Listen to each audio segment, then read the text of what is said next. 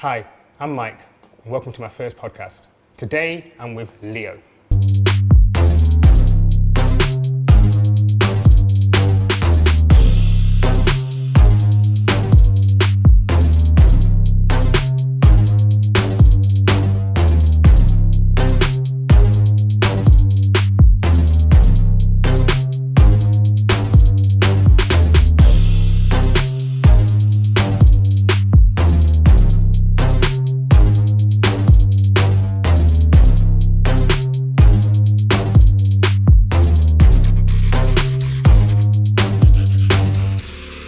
Leo, can you tell me a little bit about yourself? Yeah, so it's hard for me to define myself actually. You know, I do a lot of things. I like to focus on mindset and fitness in general.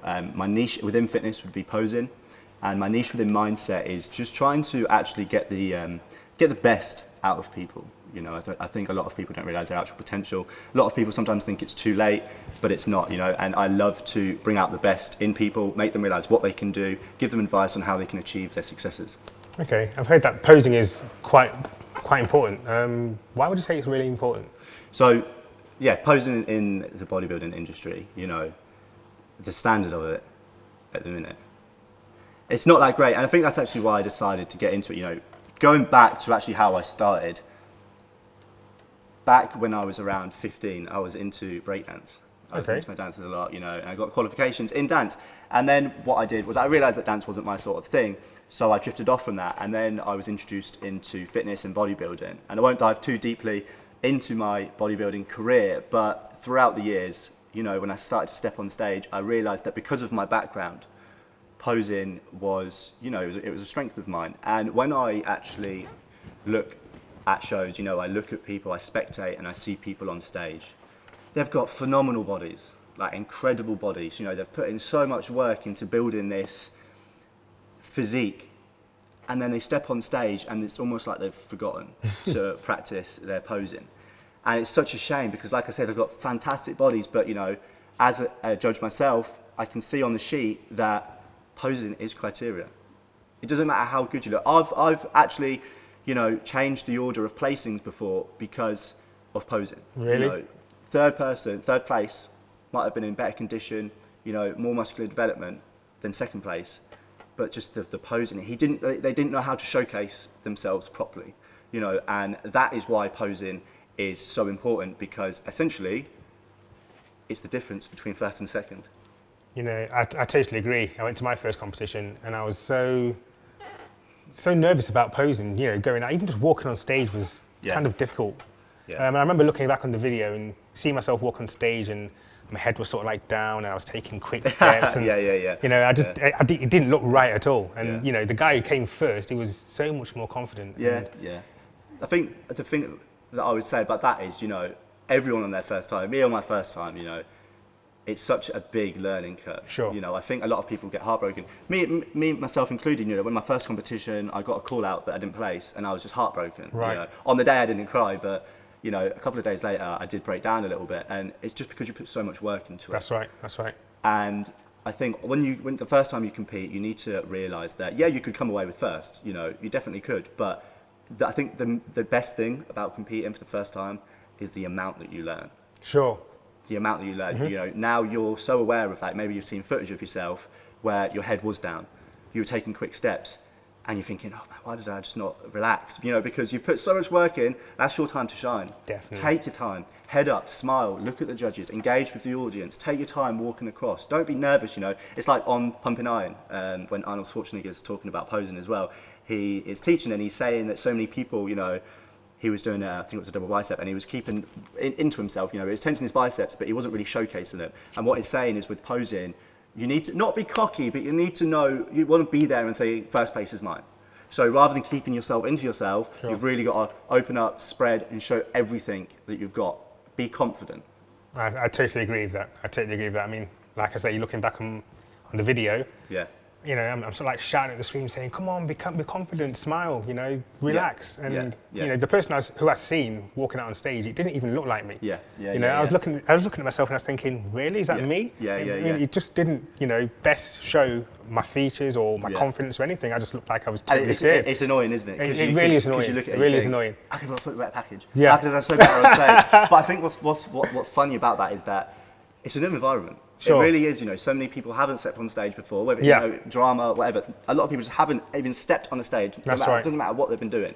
Because as soon as you step on that stage, you've got bright lights hitting you. You can't really see much. You've got loud music. And I think because you put so much work into it, you're more nervous. Sure. So this new environment, it puts a pressure on you that you've not even felt before. So you're kind of like, you know, I want to hide a little bit. And so the first time you compete is a massive learning curve. And I think you learn so much from stepping on stage. There's something that you learn from stepping on stage that you can't learn anywhere else. Doesn't matter if you've watched a show. You know, stepping on stage is a really, really, really, really, really valuable experience to everything. I totally agree. And I think what made it worse for me as well is, you know, when a couple of the guys were standing on stage and, you know, they had friends in the audience that were shouting and screaming their name out, and then I stepped out on stage and I travelled 130 odd miles to get to where it was, and absolutely nobody knew who I was. So I stepped out on stage with a bit of confidence at first, and then when I heard there was nobody cheering for me, I was like, oh, okay then. I can completely empathise with you. And that's when I sort of like shrunk in myself and thought, oh. Definitely, and you know what, I think everyone who's listening to this podcast or watching it, they're definitely going to understand that 100%. I can actually empathise with you because my family have watched 99% of my shows. You know, they're really supportive of me, and I'm really lucky to have that. There was one show which they couldn't make it, and exactly the same as you. Everyone's going crazy. I remember there was this one person, you know, he was quite big on social media, and he stepped on stage, and everyone just went crazy because he had this big fan base in the audience. You know, everyone went nuts for him, and I didn't follow him up, luckily. But then when I step on stage, exactly like you said, just tumbleweed. It's just crossing the stage. But you know what? Whilst it's a show for the audience, and it is, you know, the judges want to put a show on for the spectators. You've put in so much work, you know, it doesn't matter if you're getting cheers or not. If you've put in 110% and you're ready to compete, you step on stage, be proud of it. I totally agree with you, and I wish I had taken it with a different mindset. So, you know, what can I do differently for my next competition?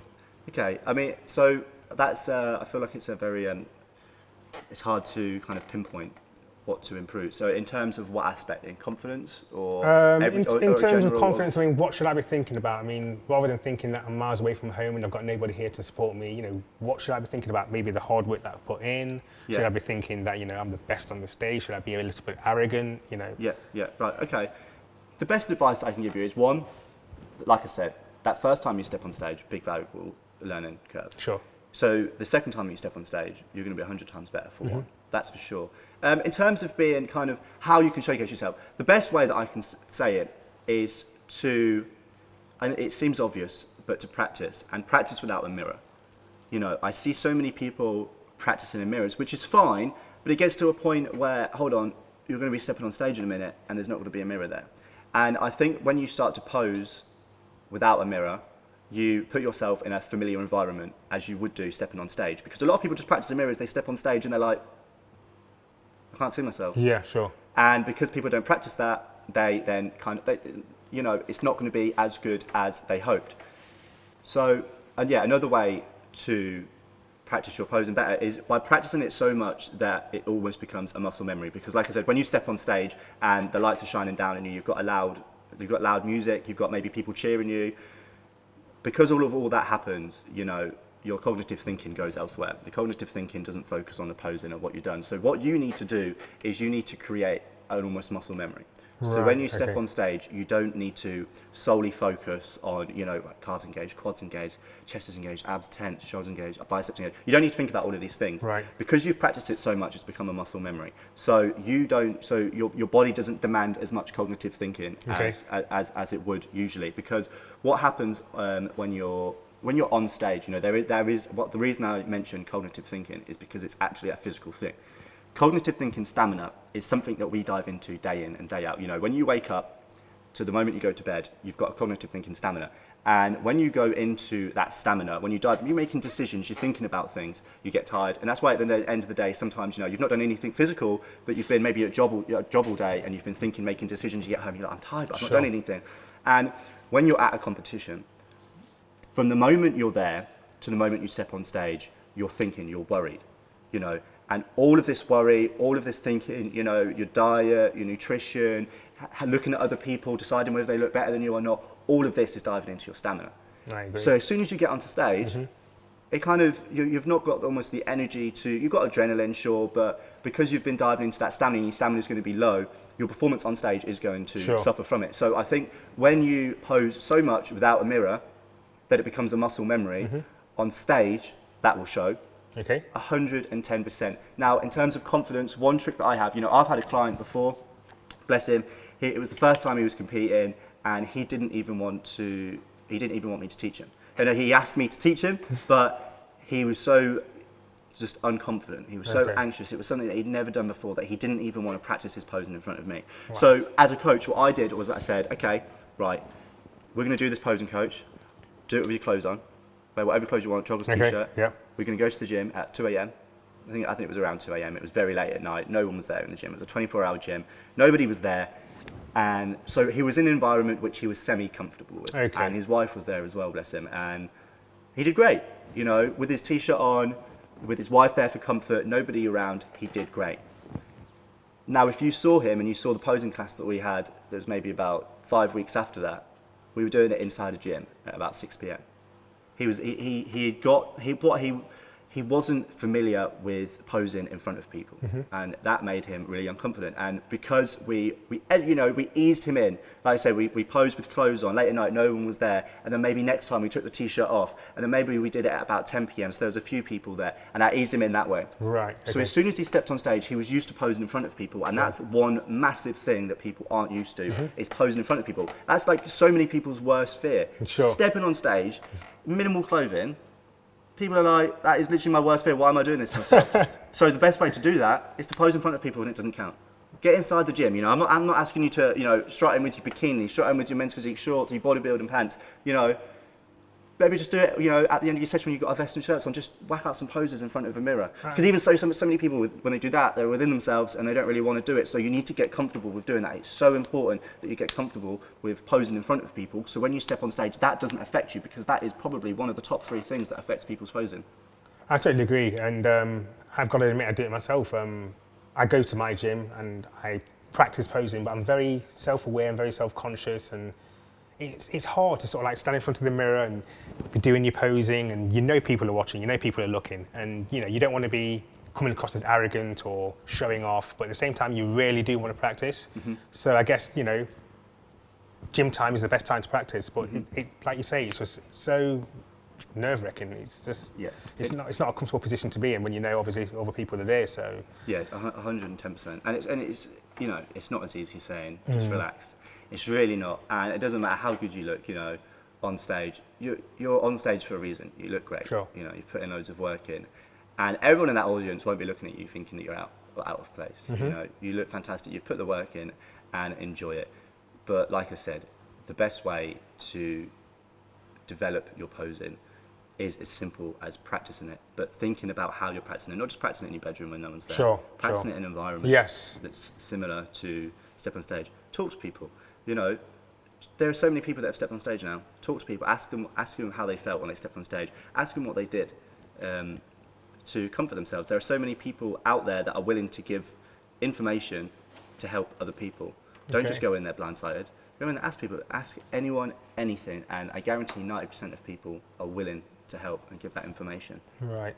So how long would you say is the right amount of time to practice? Practice all year round, because it's not just learning a routine. Okay. It's not just positioning your body in a certain way. You know, bodybuilders are the masters of mind-muscle connection, and they're the masters because they've been doing it for such a long time. You know, creating that connection with a muscle is a skill. Not everybody can do it. You know, it's just like when you're training a specific, if you're doing a body split and you're training specific parts of the muscle and you're trying to engage with that muscle, it's a skill to engage with that muscle. You don't just do a repetition and hope that it's hitting that muscle. You connect with it and you make sure it's contracting. It's exactly the same with posing. You know how many people I've taught and they've had a problem with engaging a certain body part? You know, when I'm actually doing it, you know, I'll prod their body and I'll make sure that everything's contracted, and there's always something that's not quite there, that they've forgotten about, and it's kind of like, hold on, you're forgetting about, and they're like, I can't really engage it that well. So what you're doing by practicing it all year is you're learning to connect with that muscle, and it's going to help you training as well. The best advice that I give to people is when, let's say they're doing a back pose, their lats aren't engaged. What I will say to that person is, okay, next time you train your back, at the end of the session, do your posing, and because you've got that lactic acid, because your muscle's engaged and you felt it and the blood's in there, you'll be able to engage with that muscle a lot easier at the end of a session once it's trained. Sure. 100%. And once you create that connection with the muscle and you get familiar to how it feels, you'll then be able to take that away, and next time, maybe you don't have to train back, you'll be able to engage with it much easier. So when you practice all year round, you're practicing to engage with your muscle. You don't want to step on stage and think, wait, my chest wasn't engaged. Why is my chest not engaged there? I swear I was trying, and it's just not. So practice all year round. It doesn't matter if you're conditioned or not. Connect with the muscle, definitely. Brilliant. Good advice. Good advice. I've got a competition coming up in 3 weeks. So would you say that it's a bit late to be practicing now? But it's never too late. It's definitely not too late. I wouldn't go with the mindset of, oh, it's too late. I've messed myself over. Definitely not. Don't have that mindset. The longer you give yourself, the better. Sure. Of course, 100%.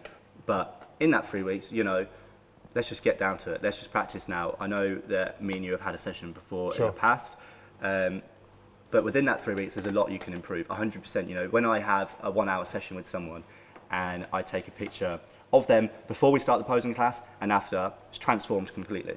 It's transformed completely. Now, like I was saying about the muscle engagement, will you be able to develop that as much in 3 weeks? No, of course not. But in that 3 weeks, what you can do is you can definitely look at yourself and think, right, okay, you know what, actually, and if I just turn my shoulders here, I'm going to look broader. If I have my waist this side, I'm going to look smaller on top. If I engage my biceps this way, if I rotate my rotator cuff, my biceps are going to look bigger. There's all of these things that can be altered, and within that 3 weeks, it will make a massive difference. And in that 3 weeks, you can get a lot more confident posing in front of people too. Yeah, I totally agree. Yeah, definitely. That's brilliant. Yeah, thanks for your advice. Cool, no worries. Cheers. Thank you.